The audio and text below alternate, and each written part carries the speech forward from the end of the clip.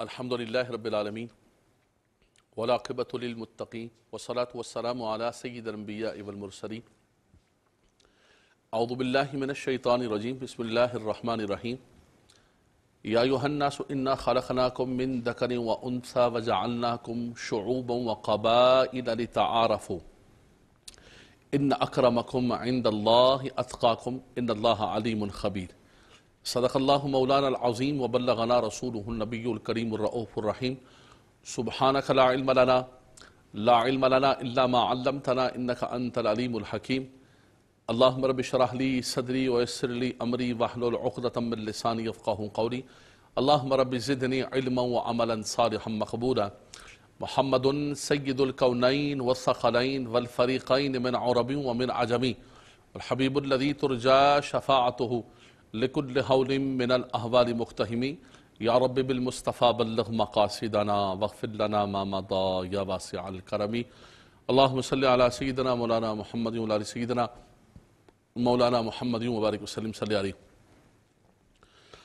حمد و ثنا کے بعد نہایت واجب القدر قابل صد احترام محترم بھائیوں، بزرگوں، میری بہنوں، سامعین کرام، ناظرین کرام، قرآن مجید فرقان حمید کی سورہ حجرات کی میں نے تلاوت کی ہے.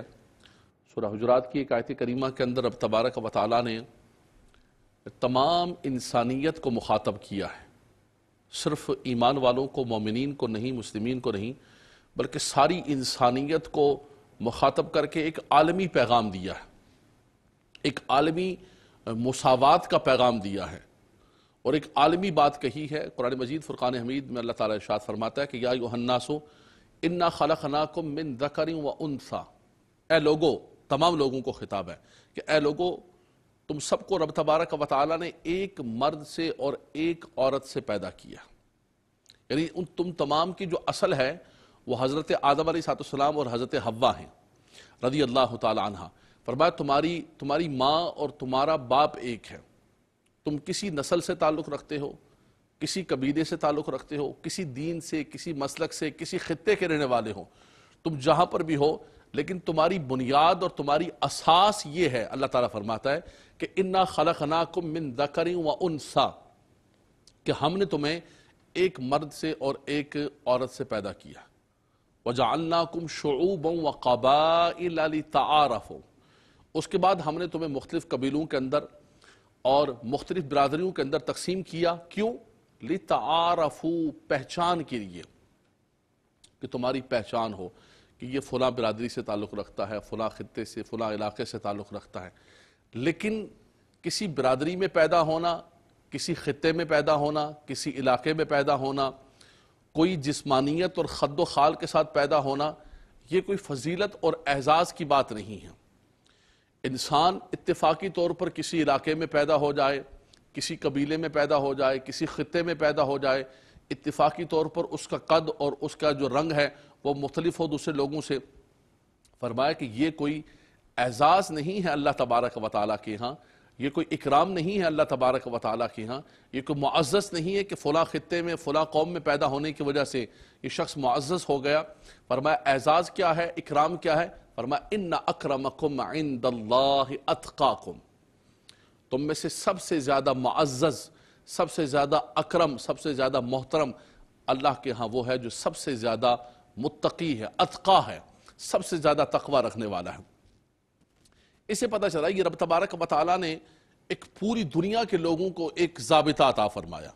پھر نبی کریم صلی اللہ علیہ وسلم کا مبارک خطبہ جو حجۃ الوداع کے موقع پر حضور صلی اللہ علیہ وسلم نے ایک ایسا عظیم الشان خطبہ عطا فرمایا، پوری انسانیت کو خطبہ عطا فرمایا، اور پوری انسانیت کو میرے آقا صلی اللہ علیہ وسلم نے ایڈریس کیا، اور حضور صلی اللہ علیہ وسلم نے سب کو خطاب کرتے ہوئے کہا کہ یا ایھا الناس الا ان ربکم واحد، اے لوگو سنو کہ تم سب کا ایک رب ہے، تم سب کا ایک الہ ہے، تمہارا ایک خدا ہے. اور فرمایا کہ یہ بھی یاد رکھو کہ کلکم بنو آدم وآدم خلق من تراب. فرمایا یہ بھی یاد رکھو کہ تم تمام کے تمام بنو آدم ہو، آدم علیہ السلام کی اولاد ہو، اور آدم علیہ السلام کو رب تبارک و تعالیٰ نے مٹی سے پیدا کی. یعنی تمہارا خبیر، تمہارا جو مادہ تخلیق ہے وہ سب کا سب ایک ہے. تمہارے ماں باپ ایک ہے، تمہاری بنیاد ایک ہے، تمہاری اساس ایک ہے، کہ جب ایک مادہ تخلیق ہے، ایک انداز تخلیق ہے، ماں باپ ایک ہے، تو تم ایک دوسرے پر کون سا فخر کر رہے ہو؟ حضور صلی اللہ علیہ وسلم نے فرمایا کہ لا فضل لعربی علی عجمی ولا لعجمی علی عربی، فرمایا کسی عربی کو کسی عجمی پر کوئی فضیلت نہیں ہے، نہ کسی عجمی کو کسی عربی پر فضیلت ہے، ولا لاسود علی احمر ولا لاحمر علی اسود، فرمایا کسی کالے کو کسی گورے پر سرخ پر، کسی سرخ گورے کو کسی کالے پر کوئی فضیلت حاصل نہیں ہے۔ فرمایا فضیلت کیا ہے؟ الا بالتقوی، فضیلت اور اعزاز کیا ہے؟ کہ جس کو اللہ تبارک و تعالی تقوی کی دولت عطا فرما دے۔ نبی کریم صلی اللہ علیہ وسلم نے فرمایا کہ اے لوگو، تم تمام کے تمام اللہ کی مخلوق ہو، اللہ کے بندے ہو، بنو آدم ہو تم۔ آدم علیہ السلام کو رب تعالیٰ نے مٹی سے پیدا کیا ہے، فرمایا لوگوں میں سے دو ہی گروہ ہیں، ایک وہ گروہ ہے کہ جو اللہ تبارک و تعالیٰ کا فرما بردار ہے، جو متقی ہے، وہ اللہ کے ہاں محترم ہے، ایک وہ گروہ ہے جو اللہ کا نافرمان ہے، فرمایا رب تبارک و تعالیٰ کی نافرمانی کرنے والا ہے، وہ اللہ کے ہاں ذلیل ہے، فرمایا اور کوئی تقسیم نہیں ہے، یہی تقسیم ہے کہ اللہ کے ہاں مکرم و محترم وہ ہے کہ جس کو رب تبارک و تعالیٰ نے تقوی کی دولت عطا فرمائی۔ ان اللہ لا یسألکم عن احسابکم ولا انسابکم یوم القیامت، فرمایا کہ قیامت کے دن تمہارے حسب نسب کو نہیں پوچھا جائے گا کہ جناب کس برادری سے تعلق رکھتے ہیں آپ، کون سی قوم ہے آپ کی، کس معزز خاندان سے، یہ قیامت کے دن کوئی سوال نہیں پوچھا جائے گا، قبر میں کوئی سوال نہیں پوچھا جائے گا، فرمایا کہ تمہارے اعمال کو دیکھا جائے گا، نہ تمہاری جسمانیت کو دیکھا جائے گا، نہ تمہاری صورتوں کو دیکھا جائے گا، نہ تمہارے رنگ و نسب کو دیکھا جائے گا۔ ان اللہ لا ينظر الى صورکم ولکن ينظر الى قلوبکم واعمالکم، اللہ تبارک و تعالیٰ تمہاری صورتوں کو، تمہاری شکلوں کو، تمہارے رنگوں کو اور تمہارے قدوں کو نہیں دیکھتا ہے، بلکہ رب تبارک و تعالیٰ تو تمہارے اعمال کو دیکھتا ہے، رب تعالیٰ تمہارے دلوں کو دیکھتا ہے کہ دل تمہارے کتنے صاف ہیں، اللہ کی تابعداری کتنی ہے تمہارے اندر۔ فرمایا کہ یہ انسان کو اس بات کی بہت احتیاط کرنی چاہیے۔ دیکھیں آج دنیا کے اندر بہت زیادہ حقوق انسانیت کی بات ہوتی ہے، آج دنیا کے اندر بہت زیادہ جو ہے وہ ہیومن رائٹس کی بات ہوتی ہے، مساوات کی بات ہوتی ہے۔ آج دنیا کے لوگ سبق پڑھانے لگے مساوات کا اور حقوق انسانیت کا، بحمد اللہ تبارک و تعالی۔ میرے آقا صلی اللہ علیہ وسلم نے 1400 سال سے پہلے، 1400 سال سے بھی زیادہ عرصہ گزر گیا، جب زمانہ جاہلیت تھا، کوئی قانون نہیں ہے، کوئی اصول نہیں ہے، بلکہ لوگوں کی ساری زندگی تفاخر پر تھی۔ سوق اوقاس کے اندر ایک میلہ لگا کرتا تھا، اس میلے کے اندر بڑے بڑے عرب کے شعراء بیٹھ کر شعر و شاعری کیا کرتے تھے۔ ان جو شعر و شاعری کا جو موضوع ہوتا تھا وہ ایک ہی ہوتا تھا کہ میرا خاندان بڑا، میرا قبیلہ بڑا، میں بڑا، میرے باپ دادا بڑے، میں فلاں قبیلے سے، میرا گھوڑا ایسا، میری تلواریں ایسی، صرف اور صرف ان کا جو موضوع سخن ہوتا تھا۔ اور شعر و شاعری کا سارا، آپ زمانہ جاہلیت کے ساری کی ساری کتابوں کو اٹھا کر دیکھ لیں کہ ان کے اندر یہی کلام ہوتا تھا، یہی باتیں ہوتی تھی۔ میرے آقا صلی اللہ علیہ وسلم نے آ کر ان تمام زمانہ جاہلیت کی تمام تفاخر کو، تمام عصبیت کو ختم کر دیا۔ حضور صلی اللہ علیہ وسلم نے فرمایا اس رب کا شکر ہے کہ جنہوں نے زمانہ جاہلیت کے تمام تفاخر اور تمام عیوب سے میرے غلاموں کو پاک فرما دیا۔ صحابہ کرام کی ایک جماعت تشکیل فرمائی، مہاجرین صحابہ کرام، انصار صحابہ کرام، ان کے آپس میں محبتیں، ان کی شادیاں، ان کی تجارتیں، کون سا قبیلہ، کون سی برادری، کون سا علاقہ، کون سا رنگ و نسب، اللہ اکبر۔ حضرت سلمان فارس کے رہنے والے، صہیب روم کے رہنے والے، حضرت بلال حبشہ کے رہنے والے، کوئی مکہ مکرمہ کا قریشی ہے، کوئی انصاری ہے، لیکن میرے آقا صلی اللہ علیہ وسلم نے ایک ایسا گلستان اور ایسا گلدستہ تیار فرمایا کہ کسی کو اپنے حسب کا، نسب کا پتہ نہیں تھا، ایک ہی بات پتہ تھی کہ میں محمد عربی کا غلام ہوں۔ ہم سب حضور صلی اللہ علیہ وسلم کے صحبت یافتہ ہیں، ہم حضور کی مجلس کے اندر بیٹھنے والے ہیں۔ نبی کریم صلی اللہ علیہ وسلم نے حضرت سلمان فارسی سے پوچھا، وہ بچپن کے اندر بچھڑ گئے تھے اپنے گھر والوں سے، فرمایا سلمان تمہارے والد کا نام کیا ہے؟ تو کہا یا رسول اللہ میں تو بچپن میں بچھڑ گیا تھا، مجھے یاد نہیں ہے۔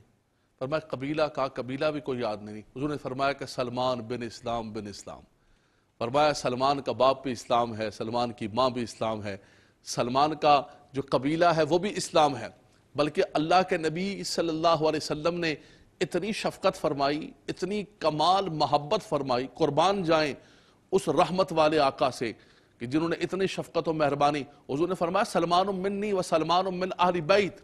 لوگوں سنو کہ سلمان آج سے میرے گھرانے کا ہے. سلمان کہتا ہے کہ میرا قبیلہ، سلمان کا قبیلہ میرا قبیلہ ہے، میرے خاندان سے، میرے گھر سے ہے. اللہ اکبر. ایک غلام آتا ہے، غلام زید بن حارثہ آتا ہے، اور اس کے بعد نبی کریم صلی اللہ علیہ وسلم وہ محبت دیتے ہیں، وہ پیار دیتے ہیں. ان کے بیٹے جب اسامہ بن زید ہوتے ہیں تو سب نے وہ منظر دیکھا کہ کون غلام زادہ اور کون امیر زادہ اور کون شہزادہ. ایک کندھے پہ لخت جگر شیر خدا، دوسرے کندھے پہ فرزند غلام آتا ہے. فرمایا وہ منظر دیکھا تھا کہ ایک کندھے پہ فاطمہ کا لال بیٹھا ہوا ہے، اور ایک کندھے پر جس کو دنیا کہتی تھی کہ غلام زادہ ہے، لیکن غلام زادہ نہیں ہے، میرے آقا صلی اللہ علیہ وسلم کی بارگاہ کے اندر آ کر ہر ایک شہزادہ بن گیا. حضور صلی اللہ علیہ وسلم نے وہ محبتیں عطا فرمائی. کو حبشہ کا رہنے والا، کو صہیب رومی ہے. فتح مکہ کا موقع ہے. آج دنیا کے اندر حقوق انسانیت اور مساوات کے بڑے بڑے چارٹر بنے ہوئے ہیں، بڑی بڑی کتابیں، بڑی بڑی لائبریریاں اور بڑے بڑے لا اور بڑا بڑا سسٹم دنیا کو سکھایا جا رہا ہے کہ مساوات ہونی چاہیے، برابری ہونی چاہیے. لیکن یہ صرف اور صرف کتابوں کے اندر قانون بنے ہوئے. یہ صرف جو حقوق انسانیت کے چارٹر ہیں وہ چارٹر بنا کر رکھ دیے ہیں لائبریریوں کے اندر. میرے آقا صلی اللہ علیہ وسلم نے کوئی بھی چارٹر، کوئی بھی قانون بنایا نہیں، بلکہ اس اللہ کی زمین پر نافذ کر کے گئے. حضور کے پھر صحابہ نے، خلفائے راشدین نے نافذ فرمایا. اللہ اکبر. میں نے ذکر کیا کہ سیدنا سلمان فارسی کا، حضرت اسامہ بن زید کا، حضور کی محبتیں، حضور کی شفقتیں، صہیب رومی سے پیار حضور کا، حضرت بلال حبشی، حبشہ کے رہنے والے. ان کا رنگ کیا ہے؟ وہ غلام تھے، ان کو آزاد کرایا، لیکن جب آزاد ہو گئے اب اسلام کے ذریعے عزتیں مل گئیں. اب کوئی یہ نہیں کہہ سکتا کہ یہ غلام تھا اور میں آزاد تھا. اللہ اکبر. فتح مکہ کا موقع ہے، اتنی بڑی فتح مبین مل گئی. میرے آقا صلی اللہ علیہ وسلم بڑی عاجزی کے ساتھ مکہ مکرمہ کے اندر داخل ہوئے. فرمایا بادشاہ تو داخل ہوتے قتل و غارت گری کرتے ہوئے، حضور کا سر مبارک بار بار اونٹنی کے ساتھ لگ رہا ہے. اس کے بعد جب خانہ کعبہ کو پاک کیا گیا اور خانہ کعبہ پر اذان دینے کی باری آئی تو حضور نے فرمایا این بلال، میرا بلال کدھر ہے؟ فرمایا بلال کو بلاؤ، وہ خانہ کعبہ کی چھت پر چڑھیں گے اور اللہ کی تکبیر کو بلند کریں گے. وہ بلال کدھر ہیں کہ جو مکہ مکرمہ کی گلیوں کے اندر جن کو کوڑے مارے جاتے تھے اسلام کے لیے، جن کے جسم کو داغا جاتا تھا اسلام کی وجہ سے، جو ظلم و ستم برداشت کرتے تھے اسلام کے لیے. دنیا کا کوئی انقلاب دیکھ لے آپ. میں تاریخ کے طالب علم سے کہتا ہوں کہ اٹھا کر دیکھ لو دنیا کی کوئی بھی تاریخ اٹھا کر دیکھ لو کہ جو انقلاب لانے والا ہوتا ہے، جو انقلاب لاتا ہے، جن کے قدموں پر سوار ہو کر وہ انقلاب لاتا ہے، سب سے پہلے انقلاب لانے کے بعد انہی کو ختم کرتا ہے، انہی کو فنش کرتا ہے. کہتا ہے نہیں ان کی ضرورت نہیں ہے، اب ان کو سب سے پہلے ختم کیا جائے. لیکن میرے آقا صلی اللہ علیہ وسلم کا جو انقلاب محمدی تھا وہ دیکھیں آپ. حضور فرماتے ہیں بلال کدھر ہے؟ میرا بلال کدھر ہے؟ بلال کو بلاؤ کہ آج خانہ کعبہ کی چھت پر چڑھ کر اللہ کی تکبیر کو بلند کرے گا تو بلال حبشی کرے گا.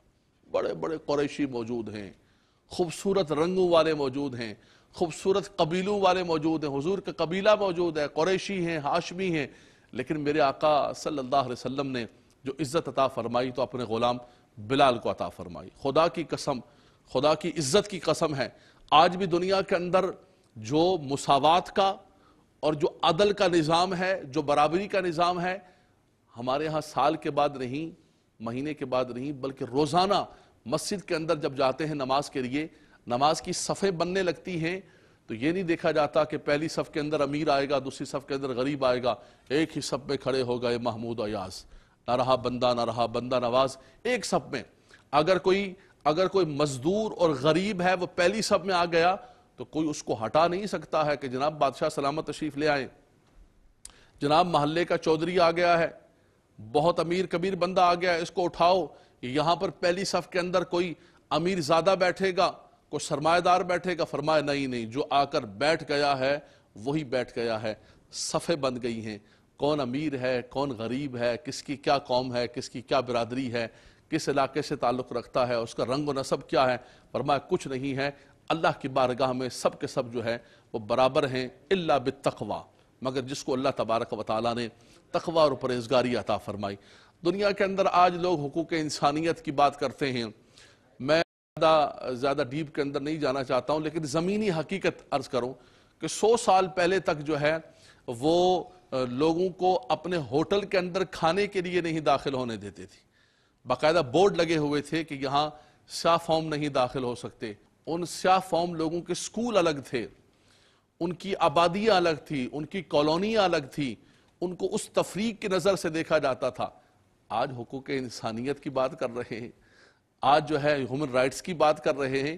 میرے آقا صلی اللہ علیہ وسلم نے تو اس وقت مدینہ منورہ کے اندر وہ قبیلہ قائم کر کے دکھایا، وہ اسرہ قائم کر کے دکھایا، وہ محبتیں اور وہ مواخات مدینے کے اندر قائم کر کے دکھائی کہ جس کا کوئی تصور بھی نہیں کر سکتا تھا۔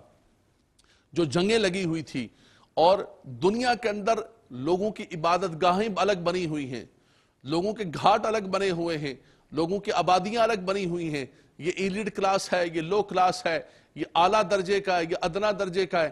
اس عبادت گاہ کے اندر کوئی اچھوت جو ہے وہ داخل نہیں ہو سکتا ہے کہ نہیں یہ دلت ہے اور یہ شودر ہے۔ فرمایا نہیں، اسلام کے اندر کوئی کچھ نہیں ہے، اسلام کے اندر سب اللہ تبارک و تعالیٰ کے بندے ہیں، سب اولاد آدم ہیں۔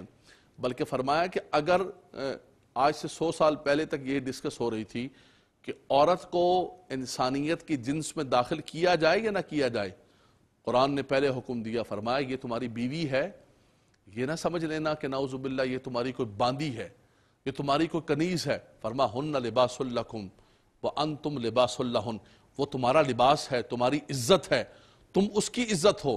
فرمایا تم نے اس کو عزت و وقار دینا ہے۔ ماں کے قدموں تلے جنت رکھی ہے، بہن کو ایک عزت و وقار عطا فرمائی، بیٹی کو ایک عزت و وقار عطا فرمائی۔ خدا کی قسم اسلام نے وہ مساوات کا نظام قائم کیا ہے، اولاد کے درمیان عدل و انصاف قائم کرنے کا حکم دیا، بچیوں کو وراثت کے اندر حق دینے کا اور وراثت کے اندر ان کا حق رکھا ہے۔ ایسا نظام عدل اور ایسا نظام مساوات دنیا کے اندر کہیں نہیں ملتا ہے۔ اللہ تبارک و تعالی ہمیں دین اسلام کی روشنی عطا فرمائے۔ اگر کہیں کمی ہے تو ہماری ذات میں کمی ہے، ہمارے عمل میں کمی ہے، میرے قرآن کے اندر کوئی کمی نہیں ہے، میرے نبی علیہ الصلوۃ والسلام کے لائے ہوئے دین پر اور حضور صلی اللہ علیہ وسلم نے جو زمین پر نافذ کر کے دکھایا، صرف کتاب میں نہیں، تھیوری میں نہیں، جو زمین پر نافذ کر کے دکھایا، حضور صلی اللہ علیہ وسلم کے صحابہ نے نافذ کر کے دکھایا، اس کی نظیر کہیں نہیں ملتی ہے۔ کہ بیت المقدس کو فتح کرنے کے لیے سیدنا عمر فاروق داخل ہو رہے ہیں، سفر کر رہے ہیں، غلام ساتھ ہے، آپ بھی ساتھ ہے، فرمایا کہ ہماری باریاں لگی ہوئی ہیں، تم بھی سوار ہوگے، میں بھی سوار ہوں گا۔ آخر کے اندر جب بیت المقدس کا فاتح بیت المقدس میں داخل ہو رہا ہے تو آپ نے نکیل پکڑی ہوئی ہے اور غلام جو ہے وہ سواری کے اوپر سوار ہے۔ ارے یارو، دنیا کے اندر کوئی ایسی نظیر تو دکھا دو، کوئی ایسی مثال تو دکھا دو، پریکٹیکل اور عمل کے اندر کوئی ایسا تو دکھا دو جو میرے آقا صلی اللہ علیہ وسلم نے نظام عطا فرمایا، ان جیسا نظام کوئی نہیں ہے۔ اللہ تعالیٰ اس نظام پر ہمیں عمل پیرا ہونے کی توفیق عطا فرمائے، برکتیں اور رحمتیں عطا فرمائے۔ وآخر دعوانا الحمدللہ رب العالمین۔ Fly with PIA and save gold. Register now. Scan QR code and register yourself to get gold and loyalty benefits. Powered by ARY Sahulat